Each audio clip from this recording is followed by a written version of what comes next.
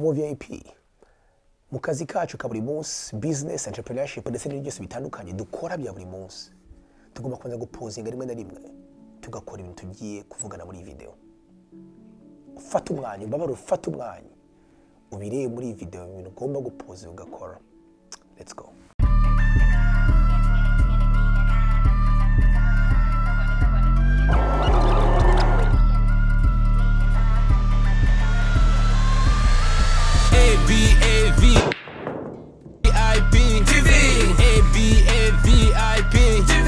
Turn your dreams to reality. Think different, leave a legacy. Yes you can, yes you can, yes you can, yes you can. If you see it, you can have it in your pocket. Abavip TV,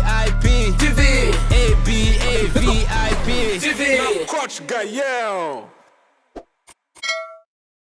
Abavip, uyu munsi turazaganira kuri video idasanzwe cyane, itameze nka video dusanzwe tuvuga kuri YouTube, ariko nibaza ko ariyo yaba basic, ariyo yaba foundation byose tuganirira hano, kubera ko biroroshye cyane kuba umuntu ya focusinga gusa ku gushaka amafaranga, entrepreneurship, business, ibitagenda neza mu kazi, ibintu byinshi ducamo, hard times, bigeragezo, ugasanga umuntu yibagiwe ibintu tuzoganira uyu munsi. Uyu munsi tuzaganira ku kintu cyitwa gratefulness, cyangwa se kwishimira no kunyurwa n'ibyo ufite, kuko rimwe na rimwe hari igihe dufokasinga cyane ku byo tudafite, ariko tukibagirwa ibyo dufite kandi twagiriye ubuntu, twaherewe ubuntu, kandi ibyo bintu dufite akabyo byatuma tubasha ndetse no kugira ku bindi byinshi turifuza.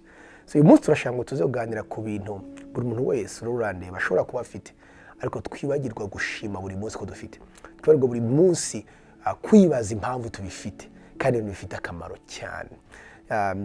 Ni kuvuga ngo kugira umutima ushima, kugira umutima unezerewe, nibyo bizana happiness ya mbere y'ukuri no kuruta ikindi kintu cyose wagera mu buzima, kuko iyo udafite ikintu wishimira ko ufite, ni hahandi uhora muri stress buri munsi, urashakisha ibindi, urashakisha the next, ntunanyurwe, kandi utanyuzwe nta mahoro, nta munezero agira. So uyu munsi ndagira ngo byibuze duhere ku bintu bitanu bitandatu buri muntu wese yakwiye kuba afite, yakwiye kuba yishimira.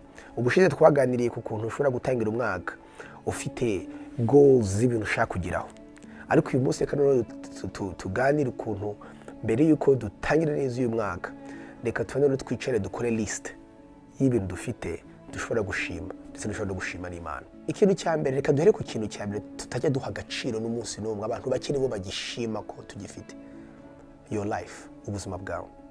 Iki ni ikintu tutajya dutekereza na gato, kuba uri muzima, kuba uyu mwanya uyihumeka umwuka w'abazima.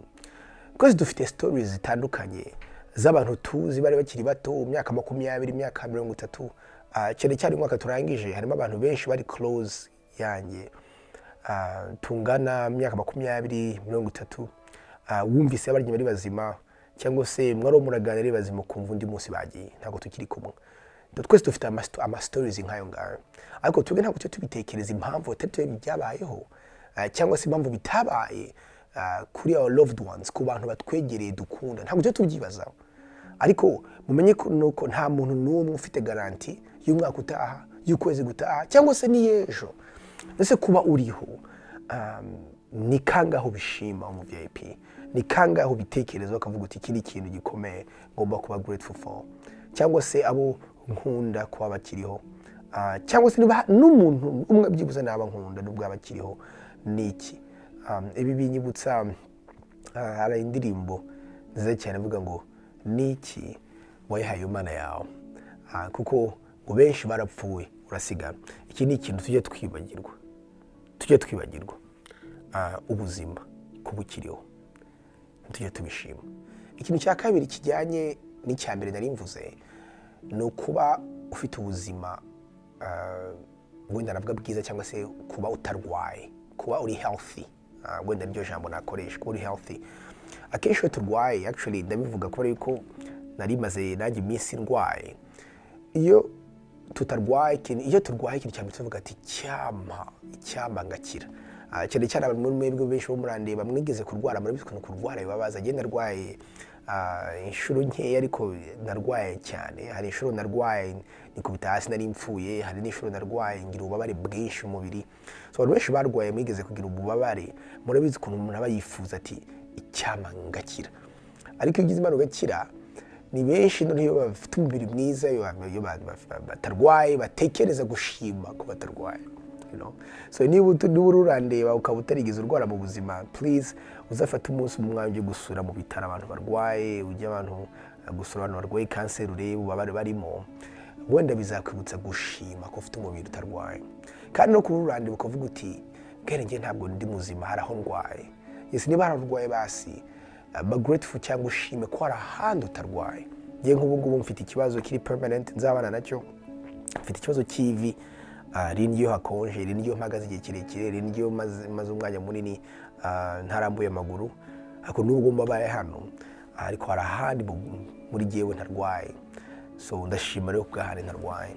So iki ni ikintu gikomeye, cyane cyane bikajyana noneho no kuba umuntu yatekereza gufata neza umubiri we. Icya gatatu ni abantu mu buzima bwawe. Abangaba barimo your family, friends, umuryango w'inshuti, ndetse nabo nakwita your team, abantu bari mu buzima bwawe. Ushobora kuvuga uti Gael, abantu bari mu buzima bwanjye si abantu beza, umuryango wanjye wenda nawo si mwiza.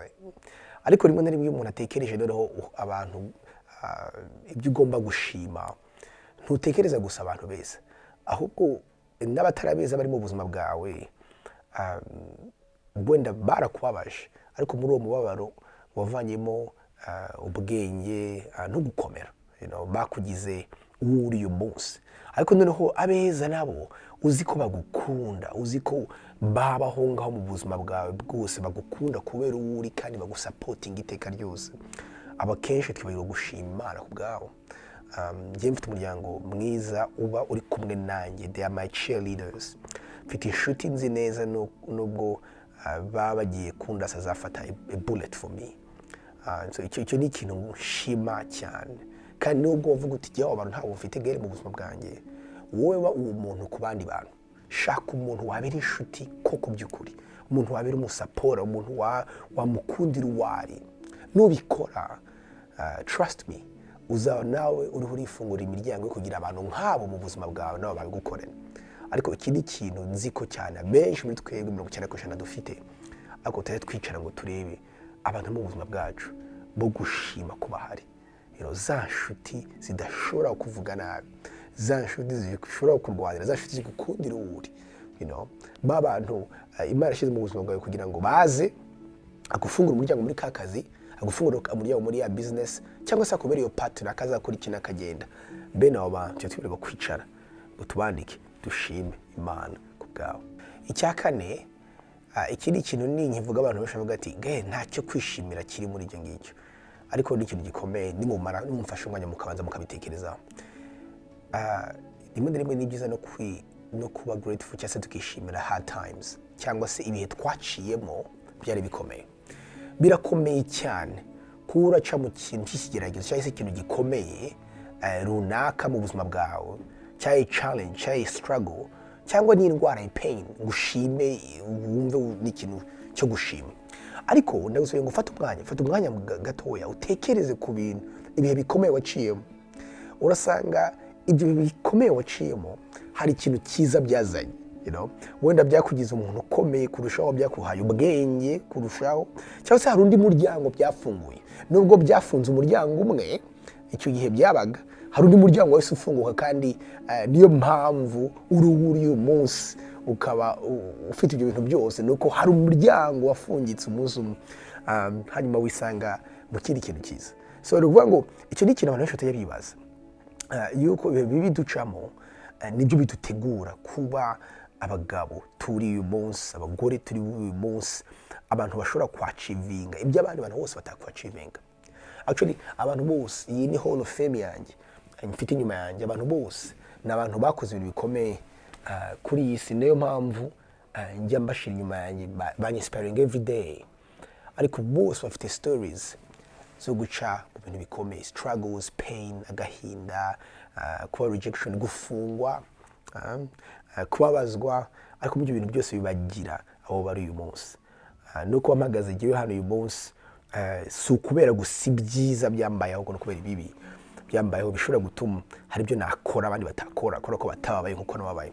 Ikindi kintu gikomeye, sometimes ni byiza kwicara ukareba ibyigeze kubabaza ukaba grateful ko byakugize uburi. Ikintu cya nyuma rero, nubwo nakigize cya nyuma ariko gishobora kuba ari cyo gikomeye kuruta ibindi, akenshi ntabwo tujye tuba grateful just ku Mana yacu, God. Impamvu iki ari ikintu gishobora kuba controversial nuko abantu benshi bitewe naho bari bafite imyizero myinshi itandukanye, bamwe batarizera iki ariko nizera neza yuko abantu bose barandeba. Umuntu wese wagira ubwenge zi neza yuko hari designer, hari umuntu wakoze ibintu byose, hari umuntu ufashe ibintu byose mu ntoki. Iyo urabireba ukabitekereza hari ikintu bibaza. Niyo mpamvu akenshi abantu benshi nzi yuko kubura amahoro biri grounded biva mu kuba uvuze uti ubuzima ni ubufashe, ni ufite bwose, ni ugomba gukontorora ibintu byose. Iyo urakora ibyo bintu byose ni ugomba kubikontorora, ugomba kubimenga shaka mu biraba byose ukabifata ukabyikorera. Ubwo n'ubuzima bukomeye bwa stress bushobora kukwica. Jewe nk'urugero nk'umuntu no entrepreneur home businessman, ibintu byose nkora banzi yuko ngomba gukora ibyo nshoboye, ariko ibyo ntashoboye Imana irabikora. Ibyo bimpa peace, bimpa imbaraga, kandi bimpa hope yuko banavuga na ahubwo nta nicyo ntashobora, nabiriya nabyo nzabigeraho. So niyo mpamvu ni very grateful ku Mana muri uyu mwanya ku bintu byose maze kugeraho n'ibyo ntarageraho, no kuri byose navuze haruguru. Kandi nibaza yuko kenshi tujya twibagirwa natwe gufata umwanya tugupozinge n'ibiki nashima Imana. Very very important. So Abavip, kuri iyo message rero mbifurije cyane nanone kugira ngo dukomeze dutangire uyu mwaka muri vision nshyashya, muri goals nshyashya, mu mbaraga nshyashya, tujye after it. Nta kintu na kimwe utageraho.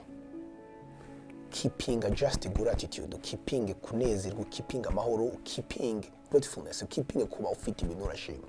Ibikomeye urabifite already, ibitumaze kubivuga.